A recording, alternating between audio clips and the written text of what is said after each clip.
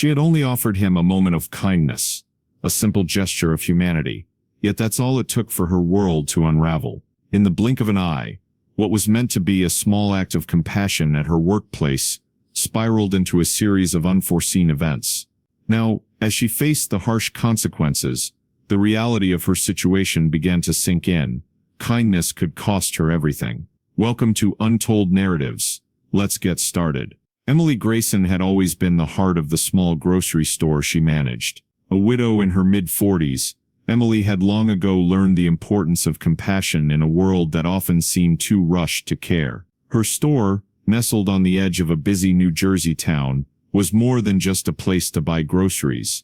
It was a community hub, a place where Emily greeted everyone by name and always had time to listen to their stories. Her days were long, often starting before dawn and ending well after sunset, but Emily took pride in her work, believing firmly in the good that a kind word or a helping hand could do. Emily's nature was selfless, often to her own detriment. She frequently stayed late to help restock shelves or cover for sick employees, rarely taking a day off. Her staff respected her, not just for her work ethic, but for her unwavering fairness and kindness. In her sparse free time, Emily volunteered at the local shelter and was an active member of the town council, always pushing for initiatives that supported the underprivileged. On a chilly October morning, just as the leaves began to paint the town in hues of amber and gold, an elderly veteran named Mr. Jennings came into the store. He shuffled slowly, his worn-out military jacket buttoned up against the cold.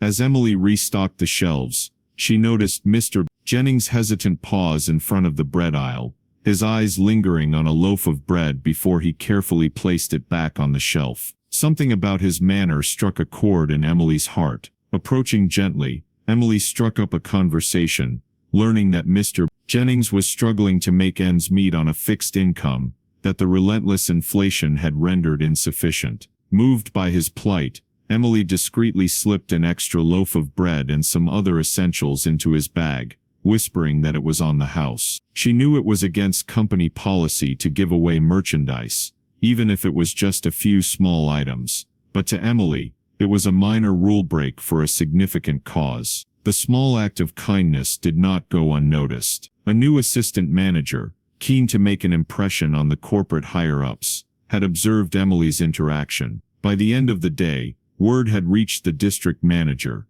and Emily was called into a stark, cold meeting room. Her actions were laid out as a serious misconduct, a violation of company policy that could not be overlooked. Arguments that Emily presented about community support and discretion were dismissed as irrelevant. The result was swift and unforgiving. Emily was terminated from her job, effective immediately. The decision, delivered by people who had never set foot in her store, seemed to Emily a gross injustice, a punishment not for doing something wrong, but for doing something right. She walked out of the store she had dedicated her life to, her dismissal a stark symbol of a corporate system that valued policy over people. The days that followed were a blur of emotion for Emily. The shock of losing her job, the center of her daily life, was compounded by the financial insecurity that loomed large. How would she pay the mortgage? What about her plans to help her daughter through college? The questions circled in her head,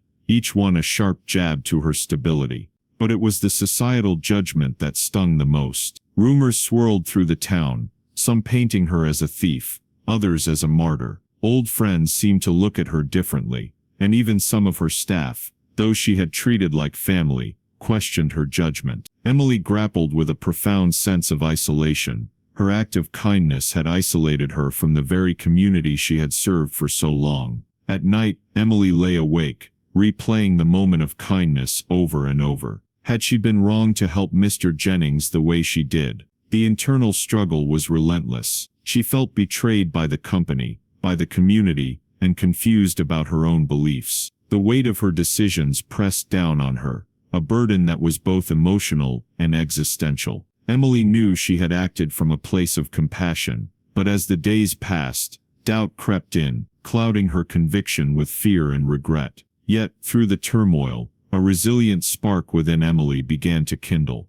She started to reach out to community leaders, to anyone who would listen, to explain her side of the story. Slowly, perspectives began to shift. The narrative changed from one of policy violation to a story of a woman penalized for a simple act of humanity. Emily's journey through the storm of her firing would set the stage for a surprising resolution, as unexpected allies came forward, and the community that once questioned her now started to rally behind her. In the weeks following her dismissal, Emily's life became a grim routine of job applications and curt rejections. The reality of her situation was harsh, the job market was tight, and her dismissal had left a mark that was hard to explain away. Each morning, she scanned job postings and sent out resumes, her hope dwindling with each passing day. Financial pressures mounted, tightening its grip around her family's modest lifestyle. The injustice of her firing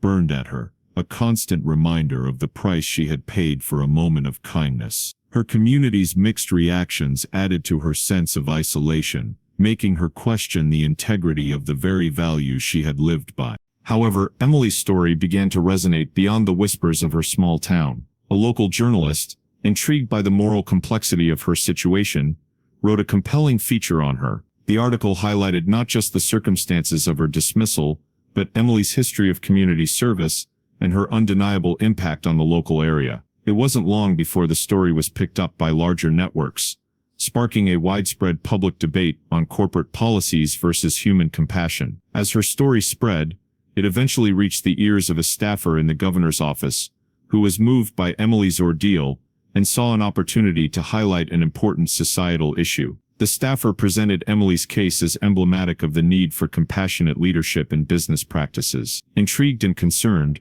the governor's team decided to take a closer look. One crisp morning, as Emily was preparing for another round of job applications, there was a knock at her door. Standing outside was a representative from the governor's office, accompanied by the same journalist who had first brought her story to light. The representative expressed the governor's deep concern for her situation and his admiration for her bravery and kindness. This visit was not just a show of support, but a public acknowledgement that what had happened to Emily was not just her loss but a societal failure. The representative announced that the governor was initiating a review of employment protection laws to better safeguard employees who perform acts of kindness. This announcement was made in front of local media, which had been invited to cover the visit, ensuring that Emily's story had not only been heard, but had sparked a potential change in policy. The exposure and the public's reaction to Emily's story brought unexpected opportunities her way. A local nonprofit organization, dedicated to veteran affairs, offered her a significant role. Moved by her story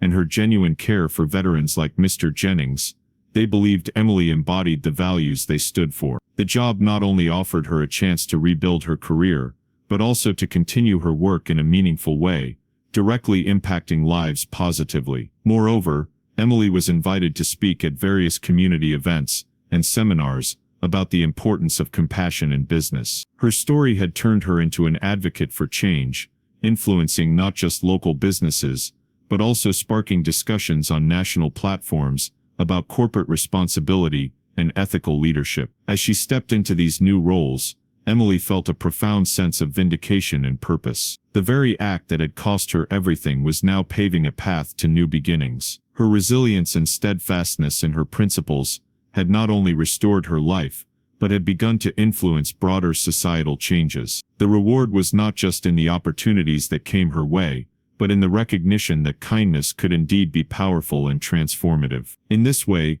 Emily's initial despair was replaced by a fulfilling resolution, showing that sometimes, it is the toughest challenges that lead to the most significant growth and the most meaningful rewards. Her journey had come full circle, from a point of personal loss to one of public advocacy and professional fulfillment, underscored by a renewed sense of hope and a reaffirmed belief in the power of kindness. Emily Grayson's story is a testament to the enduring strength of the human spirit and the undeniable power of kindness. Her journey from a compassionate grocery store manager to a recognized community leader and advocate for change illustrates a profound truth about the impact of our actions on the world. Emily's simple act of kindness, helping an elderly veteran in a small, almost unnoticed way, set off a chain of events that unfolded far beyond the walls of her grocery store. It led to her unjust dismissal, a personal and professional low point that tested her resolve and moral compass. Yet,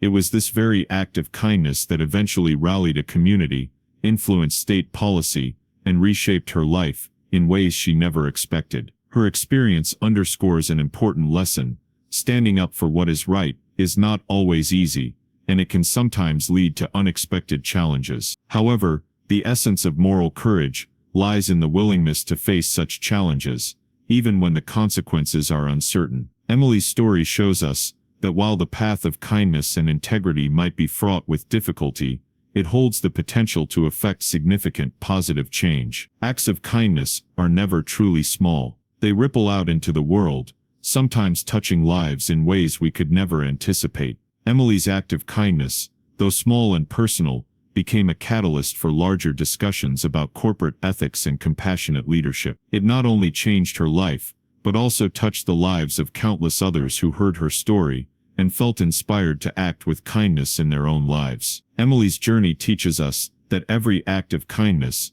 no matter how small it may seem, carries with it the potential to create waves of positive change. In a world that often seems governed by cynicism and self-interest, stories like Emily's remind us of the fundamental human values that connect us all: compassion, justice, and the courage to uphold them. Let her story be a beacon for all of us, inspiring not just momentary acts of charity, but a lifelong commitment to kindness and a relentless pursuit of what is right, affirming that in the end, these values do prevail.